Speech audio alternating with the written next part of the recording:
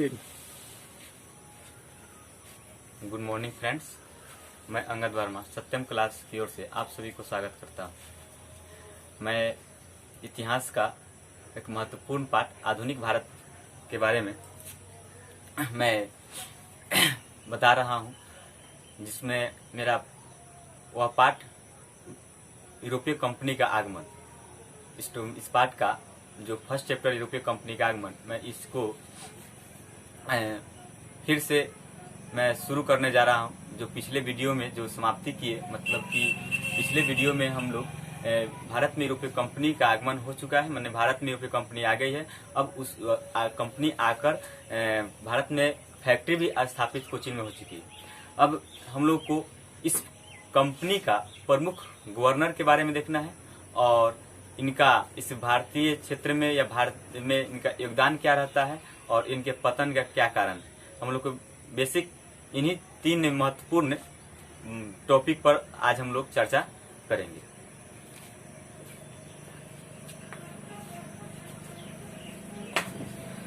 आधुनिक भारत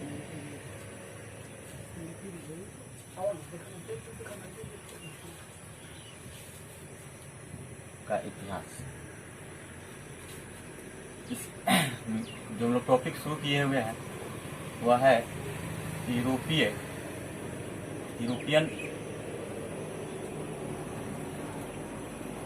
कंपनी का आगमन।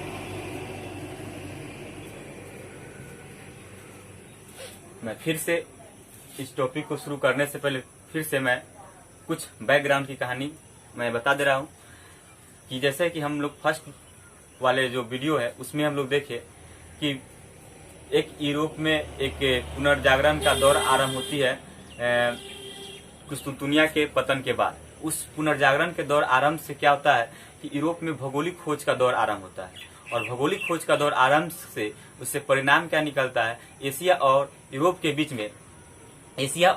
बीच में समुद्री मार्ग का खोज होता है, जिसके बाद इसका परिणाम निकलता है कि यूरोप से भारत में कंपनी का आगमन का दौर आरंभ हो जाता है। और उससे दौर आरंभ में भारत में आने वाला प्रथम यूरोपीय कंपनी थी वह पुर्तगाल, जिससे कि पुर्तगाल के कंपनी के बारे में मैं पिछला वीडियो में मैं कुछ बेसिक बता चुका हूं और मैं अब इस कंपनी के प्रमुख गवर्नर है इनके बारे में मैं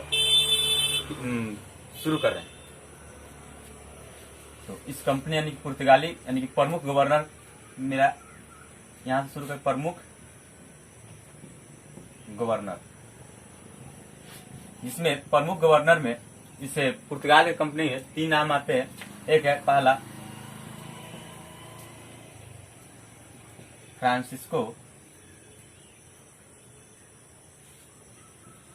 फ्रांसिस्को डी अल्मेडा, दूसरा गवर्नर अल्फांसो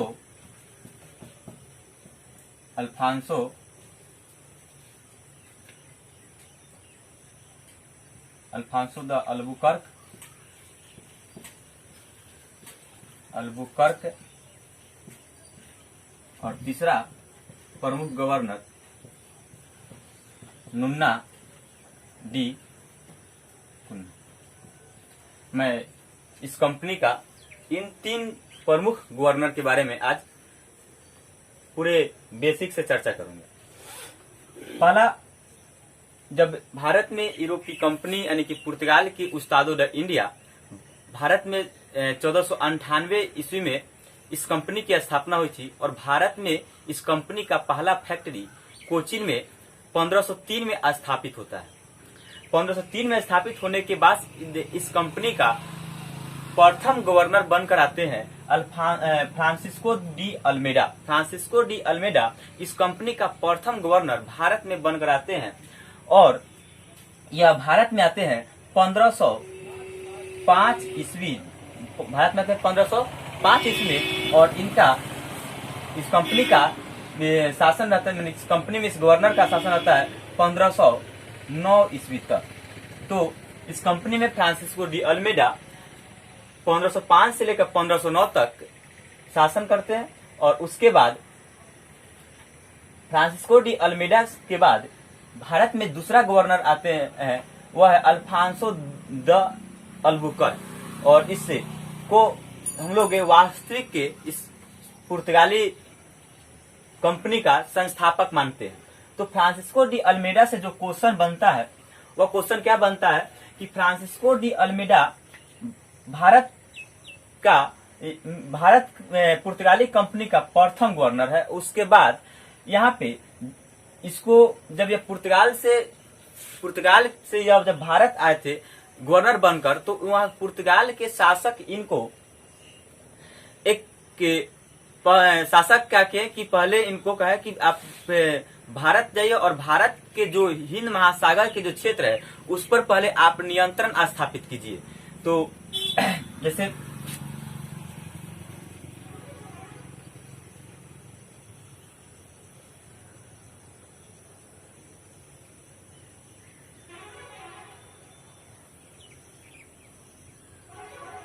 यह भारत है, तो भारत की यह जो है कि हिंद महासागर के क्षेत्र है, हिंद महासागर।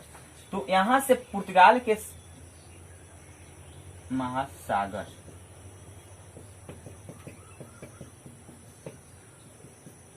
तो पुर्तगाल के शासक इनको पहले कहा कि आप जाइए और हिंद महासागर पर नियंत्रण पहले स्थापित कीजिए।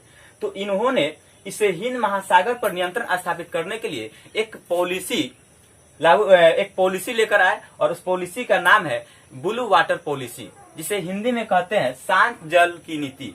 तो यहाँ से क्वेश्चन बनता है कि ब्लू वाटर पॉलिसी के लिए कौन से गवर्नर को, ब्लू वाटर पॉलिसी के लिए किस गवर्नर को जाना जाता है? तो फ्रांसिस्को डी अल्मेडा। या ब्लू वाटर पॉलिसी क्या है?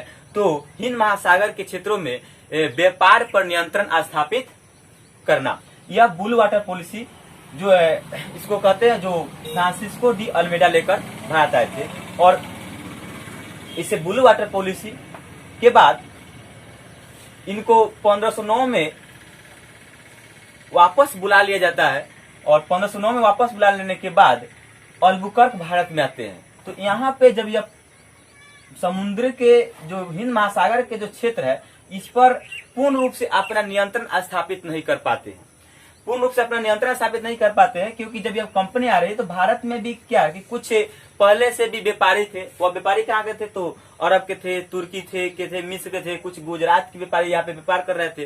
तो इनसे हमेशा संघर्ष बनी रहती थी। संघर्ष बनने के कारण हिंद महासागर पर नियंत्रण स्थापित करने का प्रयास किए ब्लू वाटर पॉलिसी के द्वारा, लेकिन यह पूर्णतः इस क्षेत्र पर अधिकार नियंत्रण स्थापित नहीं कर पाए। तो अब नियंत्रण स्थापित कौन करेगा? तो जो इसके बाद के शासक आएंगे वह करेंगे। तो इससे क्वेश्चन जो बनता है, बता दें फ्रांसिस्को डी अल्मेडा से क्या कि भारत में 1505 ईस्वी में आए, इनका शासन कब तक रहता है? 1509 ईस्वी तक। और यह पुर्तगाली कंपनी का प्रथम गवर्नर है, और यह किस काम के लिए जाने जाते हैं? तो ब्लू वाटर पॉलिसी के लिए जाने जाते हैं, जो यहाँ लिख देते हैं ब्लू वाटर पॉलिसी, जिसे हिंदी में कहते हैं शांत जल की नीति। इनसे यह क्वेश्चन बनता है। और दूसरा क्वेश्चन क्या बनता है? यह पुर्तगाली कंपनी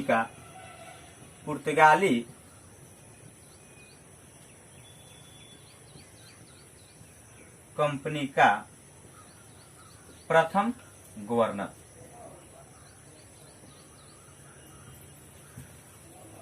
अब दूसरा गवर्नर इस कंपनी का बनते हैं जो है अल्फांसो द अल्बुकर्क।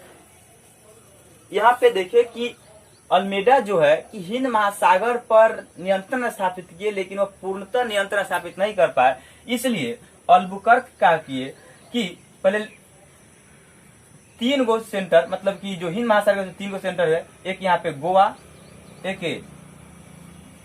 यहाँ पे पड़ता है फारस की खाड़ी में हरमुज द्वीप, और एक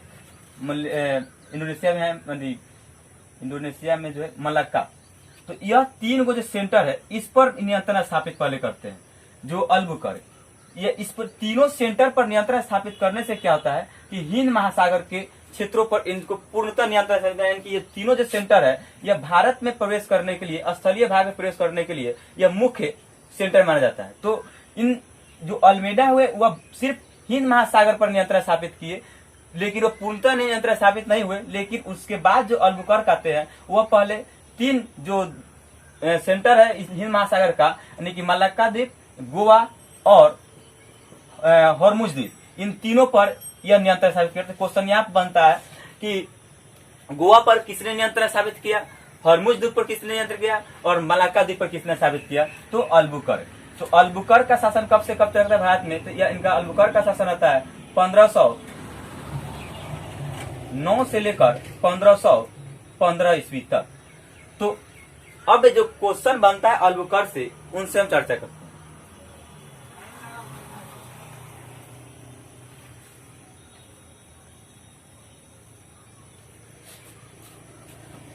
पहला क्वेश्चन इससे बनता है कि अल्फांसो द अल्बुकर्क को भारत का पुर्तगाली कंपनी का वास्तविक संस्थापक माना जाता है। तो अब यहाँ बात करेंगे कि वास्तविक संस्थापक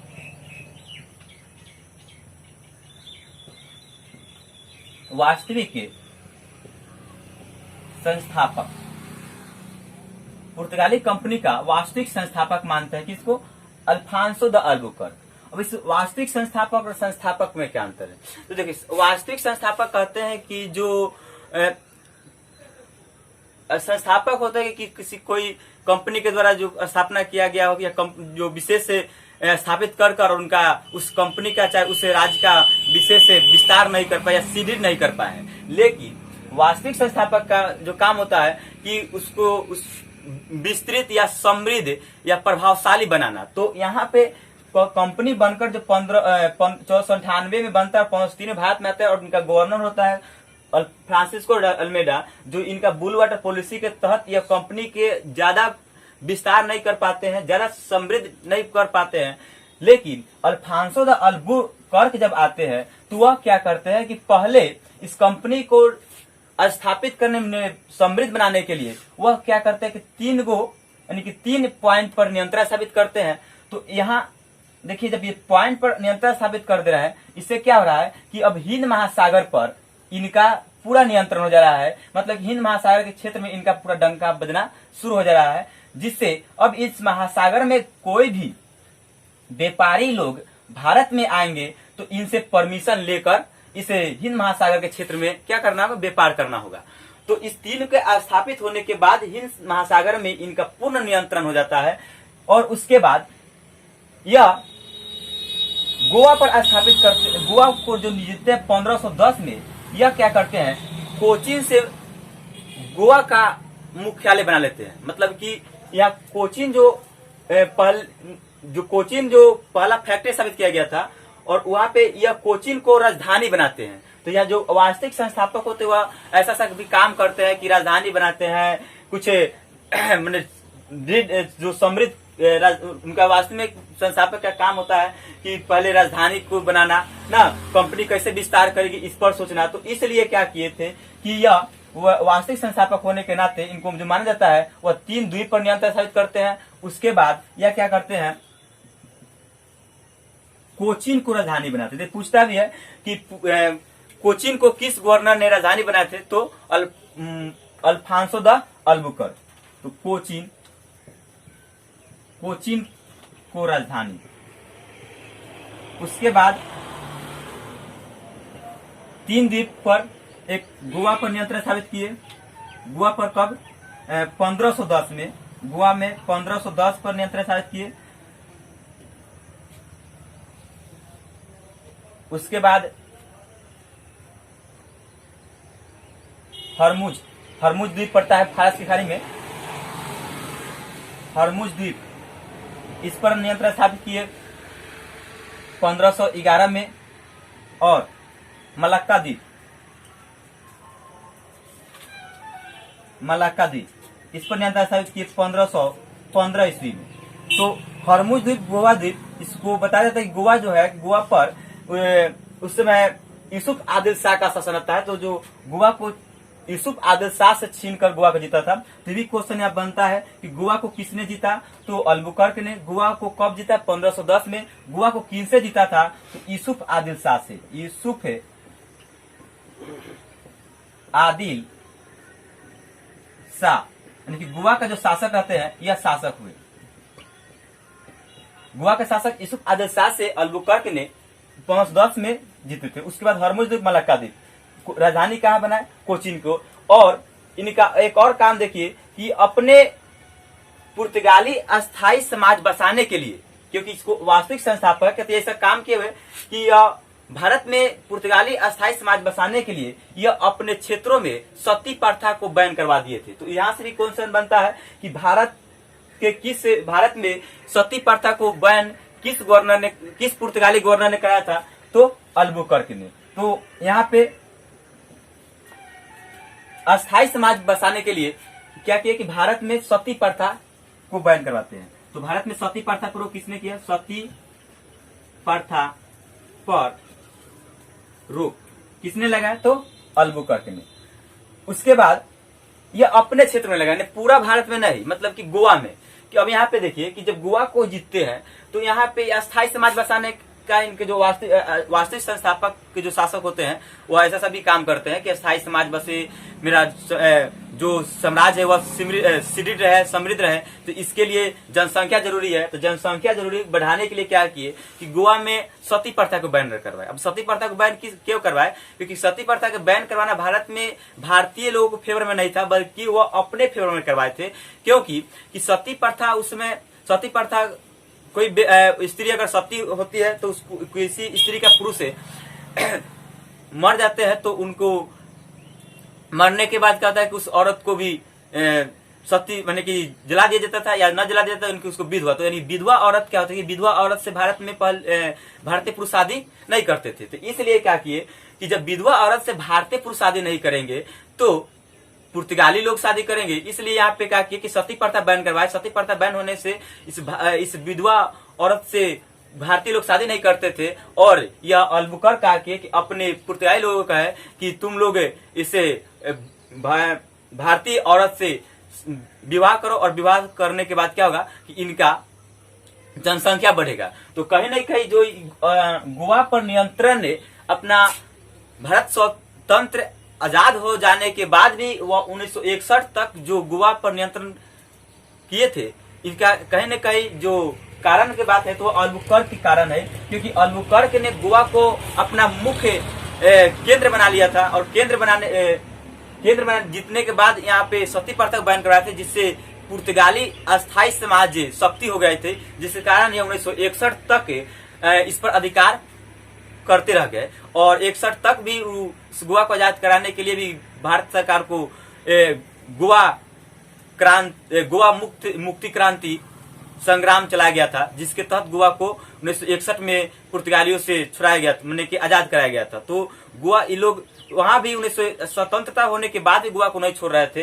देखिए इतना यह शक्तिशाली, कहाँ पुर्तगाल है और कहाँ गोवा, तब भी गोवा को बता रहे हैं कि यह मेरा अभिन्न हिस्सा है, इसलिए हम गोवा को नहीं छोड़ेंगे। इसलिए भारत सरकार को गोवा मुक्ति संग्राम चलाया गया था 1961 में, और उसके तहत गोवा को इन लोगों को छोड़कर जाना पड़ा था। तो यह जो गोवा पर इतना बलपूर्वक जो शासन कर रहे थे और अधिकार जमा रहे थे, वह किसके कारण जमा रहे थे, अल्फांसो द अल्बुकर्क के कारण। तो यहाँ पे इनको समाज बच चुका था, यहाँ जनसंख्या पुर्तगाली लोग अधिक हो गए थे जो सती प्रथा को बैन करवाए थे। तो यहाँ पूछता है कि भारत के क्षेत्र में सती प्रथा का प्रयोग किस गवर्नर ने कराया था, तो अल्बुकर्क ने कराया था। और सती प्रथा प्रयोग कहाँ कराया गया था, पहले तो अपना गोवा में करवाया गया था। तो यहाँ से क्वेश्चन बनता है। तो इस सभी कारण से क्या होता है कि इनको वास्तविक संस्थापक मानते हैं। तो अब लोग जान गए होंगे कि वास्तविक संस्थापक के ये अल्बुकर्क को क्यों मानते हैं, सीधा संस्थापक अल्मेडा को क्यों मानते हैं। तो अल्मेडा अपने कंपनी का विस्तार पूर्णतः नहीं कर पाते, सीढ़ी नहीं कर पाते हैं, लेकिन अल्बुकर्क जो है कि अपने कंपनी का विस्तार सीढ़ी करते हैं, पूरा इससे कंपनी का नींव को मजबूत कर यह जाते हैं, इस कंपनी को मजबूत कर देते हैं। और अंत में क्या होता है कि अल्फांसो द अल्बुकर्क का मृत्यु 1515 में भारतीय क्षेत्र गोवा में ही मृत्यु हो गई थी, जो उनका कब्र भी यहीं पे है। तो पूछता है कि किस पुर्तगाली गवर्नर का मृत्यु भारतीय क्षेत्र में हुआ है, तो वह है अल्बुकर्क। तो अल्बुकर्क की मृत्यु कब हुआ है? 1515 में। अल्बुकर्क पुर्तगाली ईस्ट इंडिया कंपनी का दूसरा गवर्नर हुआ और भारत में बनने वाला प्रथम गवर्नर हुआ। अगर क्वेश्चन पूछता है कि पुर्तगाली ईस्ट इंडिया कंपनी का प्रथम गवर्नर कौन है, तो कहेंगे अल्मेडा को। अगर यही कहे कि भारत में बनने वाला प्रथम गवर्नर कौन है, तो कहेंगे अल्बुकर्क को। क्यों? क्योंकि अल्मेडा बन कर आए थे, लेकिन अल्बुकर्क भारत में बने थे। तो यहाँ पे भारत में प्रथम बने थे या इस कंपनी का दूसरा गवर्नर थे। तो यहाँ पे ध्यान रखिएगा इस पॉइंट पर कि भारत में बनने वाला प्रथम गवर्नर और इस कंपनी का दूसरा गवर्नर। और इनकी मृत्यु गोवा में ही हुई थी और इनका मृत्यु 1515 में हुआ था और 1509 में इनका कंपनी का गवर्नर बनते हैं और 1510 में क्या करते हैं, गोवा को जीतते हैं। और इनके बाद यह राजधानी किसको बनाते हैं, तो राजधानी कोचीन को बनाते हैं। अब हम जो तीसरा इस कंपनी का प्रमुख गवर्नर है वो है नूना डी कुन्हा। तो नूना डी कुन्हा से ज्यादा क्वेश्चन नहीं बनता है, यह सिर्फ एक दो क्वेश्चन के लिए जाने जाते हैं। नूना डी कुन्हा से जो क्वेश्चन बनता है, नूना डी कुन्हा का जो गवर्नर बनता है 1529 से लेकर 1538 ईस्वी तक। नूना डी कुन्हा इसलिए प्रमुख है क्योंकि यह गोवा को राजधानी बनाए थे। किसको? गोवा को। तो कोचीन को राजधानी बनाए अल्बुकर्क, इनसे पहले वाला। और जिस गोवा को अल्बुकर्क ने जीता था, उस गोवा को राजधानी बनाए थे कौन? नूना डी कुन्हा। तो इससे यही क्वेश्चन बनता है कि गोवा को किसने राजधानी बनाया, तो नूना डी कुन्हा गोवा को राजधानी बनाए। और उसके ये कब राजधानी बनाया, तो ये 1530 से एडी में। इनसे यह एक ही क्वेश्चन बनता है। तो इस कंपनी का प्रमुख गवर्नर यह तीन है, फ्रांसिस्को डालमीडा, अल्फांसो द अल्बुकर्क और नूना डी कुन्हा। तो मैं इस प्रमुख गवर्नर से बनने वाली क्वेश्चन पर हम लोग आज चर्चा कर लिए। अब हम अगला टॉपिक पर चलते हैं। तो अगला टॉपिक क्या है कि इनके आने से भारत में क्या, यानी कि पुर्तगालियों का भारत में क्या योगदान रहता है। तो भारत में पुर्तगालियों का थोड़ा योगदान पड़ता है, यहाँ से भी क्वेश्चन बनता है। तो पुर्तगाली का योगदान, तो पुर्तगाली के योगदान में बात करते तो यहाँ पे क्या होता है, पुर्तगाली लोग के आने से भारत में प्रिंटिंग प्रेस की शुरुआत हुई थी। भारत में प्रिंटिंग प्रेस की शुरुआत, भारत में प्रिंटिंग प्रेस की शुरुआत। तो भारत में प्रिंटिंग प्रेस को किसने लाया, तो पुर्तगाली लोग ने लाया। ऐसे प्रिंटिंग प्रेस का या छपाई, प्रिंटिंग प्रेस या छपाई खाना का आविष्कार तो गुटेनबर्ग के द्वारा जर्मनी में किया गया था, लेकिन भारत में पुर्तगाली लोगों के द्वारा भारत में प्रिंटिंग प्रेस की शुरुआत हुई। उसके बाद यह कुछ अपने साथ भारत में अनाज यानी खाद्य सामग्री को भी यह लेके आए थे, जिसमें हम लोग इसको याद करते हैं मलाई कोफ्ता। इसको याद करने के लिए भारत में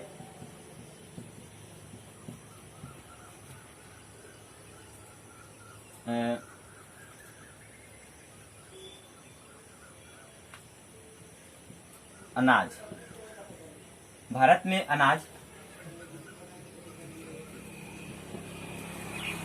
कौन कौन, या इसको लिखते हैं, इनके द्वारा, पुर्तगाली के द्वारा भारत में कुछ अनाज आए थे, यानी कि इसका ट्रिक है जो अनाज है, यानी कि इसको मलाई कोफ्ता हम के नाम से हम लोग याद करते हैं। मलाई कोफ्ता, मलाई कोफ्ता। तो मलाई कोफ्ता को हम लोग मलाई को एम लिखते हैं और कोफ्ता, इसका जो पूरा क्या होता है कि एम से हो जाता है, एम से मक्का, काजू, काजू मतलब के से नहीं था, काजू तो सी से होता है, लेकिन ये याद करने के लिए हम लोग के, यानी कि के से काजू, उसके बाद ओ से ऑरेंज मतलब कि संतरा, पी से पपाया यानी कि पपीता, पपीता, और टी से टबैको यानी कि तंबाकू, और ए से आलू, या पोटैटो नहीं यानी कि आलू। तो कुछ हम लोग इस प्रकार इन फसलों को याद करते हैं, यानी कि यह भारत में पुर्तगाली लोगों के द्वारा ही लाया गया हुआ है। तो भारत में पुर्तगाली लोगों के द्वारा जो फसल लगाई उसको हम लोग ट्रिक है इसका मलाई कोफ्ता। इस ट्रिक से हम लोग याद कर रख सकते हैं कि भारत में पुर्तगाली के द्वारा कौन कौन से फसल को लाया गया था। तो उसमें मक्का को लाया गया था, काजू, संतरा, पपीता, तंबाकू और आलू। इनसे क्वेश्चन यह बनता है कि क्वेश्चन क्या बनता है, कभी पूछ देगा कि वैदिक काल में इनमें से कौन सी फसल का प्रचलन नहीं था। तो ऑप्शन में 3 रहेगा और एक ऑप्शन यहाँ से डाल देगा। तो यहाँ से डाल देगा तो यहाँ पे इन फसल की शुरुआत कब हुआ है, देखिए तो यहाँ पे यानी कि लगभग 16वीं शताब्दी में, और वैदिक सब में पूछ रहा है तो उसमें गेहूं जौ ये सब कुछ दे देगा ऑप्शन में। तो आप यहाँ से इसको याद रखिएगा। तो इसमें एक ऑप्शन रहेगा तो इसमें कह दे कि हाँ मक्का को नहीं लाया गया है वैदिक काल में। या पूछेगा क्या कि पुर्तगालियों के द्वारा कौन सी फसल को लाया गया है, तो 3 फसल कहीं से डाल देगा, धान जौ गेहूं डाल देगा और यहाँ से एक ऑप्शन डाल देगा। तो इस प्रकार यहाँ से भी क्वेश्चन बनता है। तो याद रखना है कि भारत में जो कौन कौन से फसल को लाया गया था पुर्तगाली के द्वारा, तो मक्का, काजू, संतरा, पपीता, तंबाकू, आलू, और इसको याद रखने के लिए क्या ट्रिक है, तो मलाई कोफ्ता। तो इनका योगदान यह रहता है भारत में। और एक जहाज रानी का विकास इनके आने के बाद ही हुआ है। और उसके बाद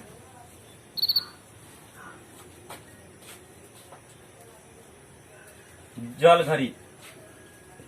घड़ी, तो इनका योगदान यह रहता है। मैंने कि पुर्तगाली के योगदान से क्वेश्चन बनता है। तो भारत में प्रिंटिंग प्रेस किसने लाया, भारत में यह मक्का काजू फसल से संबंधित क्वेश्चन बनता है, तो इनका योगदान यह रहता है। उसका जहाजरानी का विकास भी पुर्तगाली के आने से हुआ है, उसका जल घड़ी का भी विकास हुआ है। और इसके बाद अब हम लोग नेक्स्ट टॉपिक पर चर्चा करते हैं। जो नेक्स्ट टॉपिक है कि पुर्तगालियों का पतन कैसे होता है भारत में।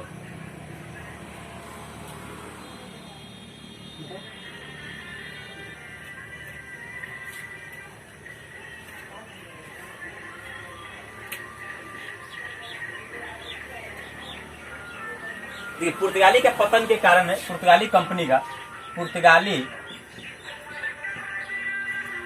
ईस्ट इंडिया कंपनी का पतन का कारण के मैं बात करूं, पतन, इनका पतन कैसे होता है। तो इनके पतन में एक कारण सीधा सिंपल में कहते हैं कि यह अपने आने वाले यूरोपीय कंपनी से क्या होता है कि प्रतिद्वंदिता में पिछड़ जाते हैं। मतलब कि पुर्तगाली ईस्ट इंडिया कंपनी के पास जो इनके बाद की जो कंपनी आती है यानी कि डच, ब्रिटिश, इनके जहाज या इनके कहेंगे समुद्री सैनिक या समुद्री जहाज का विकास से इनके इस कंपनी से कम होते हैं। मतलब कि यहाँ पे अपने प्रतिद्वंदिता से पिछड़ने के कारण है कि ज्यादा जो ध्यान है कि मैंने भारतीय क्षेत्र पे नहीं देते हैं। उसके बाद यह मैंने जो डच से या शक्ति में कमजोर होते हैं, तो इसलिए क्या होता है कि इसका पतन भी क्या कारण बनता है कि यह अपने आने वाले यूरोपीय कंपनी के प्रतिद्वंदिता से पिछड़ जाते हैं। तो यहाँ पे इनका पतन के कारण क्या बनता है, अपने आने वाले यूरोपीय कंपनी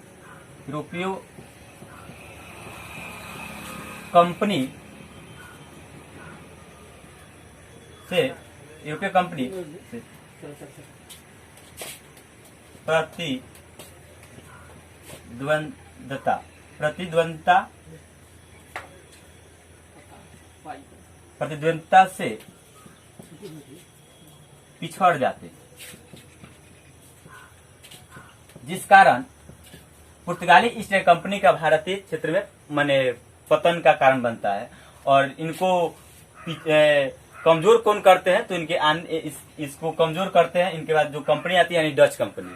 तो भारत से पुर्तगालियों को दूर किसने किया, या भारत से पुर्तगालियों को कमजोर किसने किया, तो डच की कंपनी। और डच को फिर डच को कमजोर किसने किया? तो ब्रिटिश की कंपनी। तो यहाँ पे एक कारण तो यह बनता है कि अपने आने वाले यूरोपीय कंपनी की प्रतिद्वंदता में क्या होता है कि पिछड़ जाते हैं। और दूसरा कारण जो बनता है, मैं कारण की बात कर रहा हूँ, दूसरा कारण बनता है धार्मिक असहिष्णुता। धार्मिक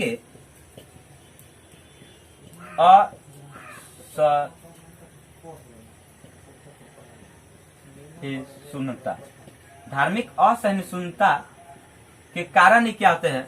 असहिष्णुता के कारण यह अब भी इसका पतन कारण बनते हैं, क्योंकि जो ये यूरोपीय जो लोग है वह जब भारतीय क्षेत्र में जब आए थे तो वह धार्मिक असहिष्णुता इनका जैसे अरब इस्लाम भारत में जैसे इनके पहले जो व्यापार, इनसे आने से पहले जो व्यापार करते थे वो अरब, तुर्की, मिस्र के लोग करते थे। तो ये लोग इस्लाम धर्म का प्रचार प्रसार करते थे, जिसके कारण ये लोग इस्लाम धर्म को तो देखना ही नहीं चाहते थे। तो यह जब भारत में आए तो इस्लाम धर्म के मस्जिद, हिंदू धर्म के मंदिर को भी अपने क्षेत्र में तुरवात सब देखने को मिलता है। तो इस कारण भी ये इनका पतन कारण बनता है। ये अपने धार्मिक और सहिष्णुता को लेकर इतना कठोर होते हैं कि इनको भारतीय शासक सहयोग नहीं करते हैं, जिसके कारण जो इसके आने वाला जो कंपनी है, यानी कि डच की कंपनी, ब्रिटेन की कंपनी, इस कंपनी को भारतीय शासक सहयोग करते हैं, जिस कारण यह इनका पतन का कारण बनता है। तो पतन का कारण में क्या है कि धार्मिक और सहिष्णुता के कारण और अपने आने वाले प्रतिद्वंदिता के कारण इस कंपनी का पतन हो जाते हैं। अब मैं इस वीडियो को देखने के लिए धन्यवाद। उम्मीद है यह वीडियो आपको पसंद आया हो। ऐसे ही वीडियो देखने के लिए हमारे चैनल को शेयर, सब्सक्राइब एंड लाइक करना न भूलें।